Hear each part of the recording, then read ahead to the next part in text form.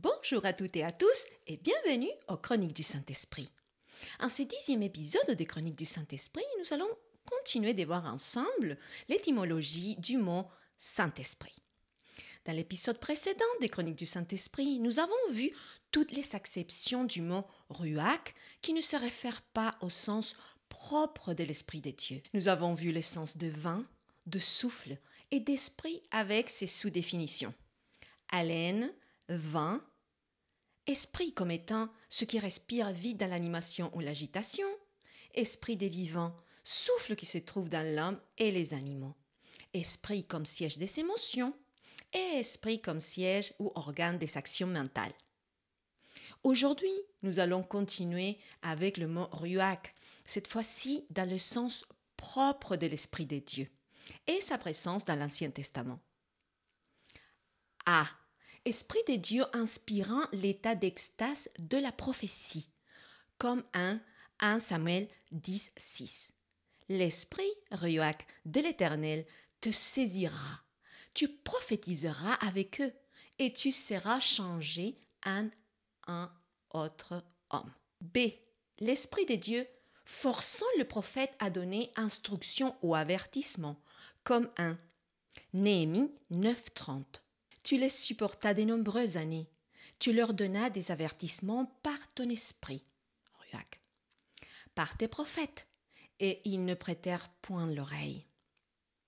Alors, tu les livras entre les mains des peuples étrangers. C. L'Esprit de Dieu donnant une énergie des combattants et un pouvoir d'exécution et d'administration, comme 1 Esdras 1,5. Les chefs des familles des Judas et des Benjamins, les sacrificateurs et les Lévites, tous ceux dont Dieu réveilla l'esprit, ruach, s'élevèrent pour aller bâtir la maison de l'Éternel à Jérusalem. Ézéchiel 1,12.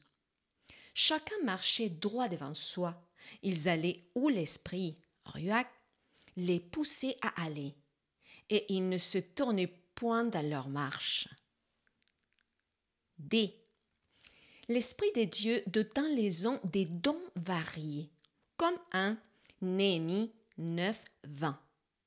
Tu leur donnas ton bon esprit, ruach, pour les rendre sages.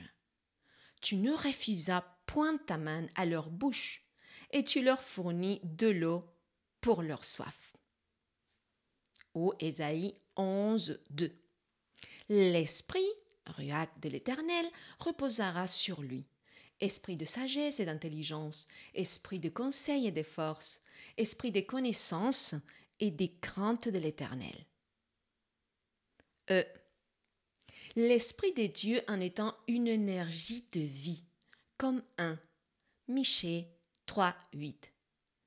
Mais moi, je suis rempli de force de l'Esprit, ruach de l'Éternel. Je suis rempli de justice et de vigueur, pour faire connaître à Jacob son crime et à Israël son péché. J'espère que ces chroniques vous rapprochent de plus en plus du Saint-Esprit de Dieu et je vous invite à suivre les chroniques du Saint-Esprit afin de cheminer ensemble vers la lumière et la vérité de Dieu. Merci pour votre présence et que le Saint-Esprit de Dieu soit sur vous, vous corrige, vous protège et vous guide. En ton nom, Seigneur Jésus. Amen.